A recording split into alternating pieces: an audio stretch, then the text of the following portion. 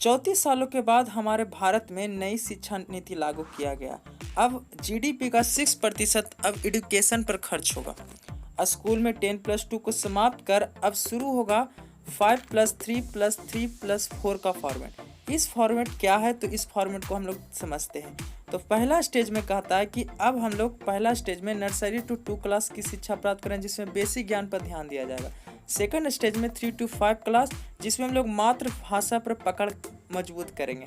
और third stage में 6 to 8 है, जिसमें हम लोग स्किल के बारे में ज़्यादा सीखेंगे, कोई भी प्रोफेशनल स्किल हो गया।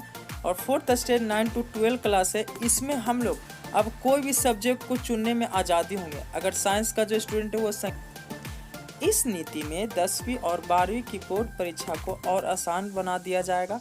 इसमें प्रैक्टिकल पर ज़्यादा जोर दिया जाएगा और स्कूल में एक्स्ट्रा एक्टिविटी पर भी ज़्यादा ध्यान दिया जाएगा। अगला नीति है 5वीं कक्षा तक मातृभाषा की पढ़ाई होगी। इसमें अगर कोई भी राज्य का मातृभाषा इंग्लिश है तो उसमें इंग्लिश की पढ़ाई होगी। फिर कहता है ग्रेजुएशन में 3 और 4 साल की डिग्री होगा। 3 साल की डिग्री उसके लिए जो आगे उस शिक्षा प्राप्त नहीं करना चाहता, और 4 साल की डिग्री उसके लिए होगा जो आगे उस शिक्षा प्राप्त करना चाहता।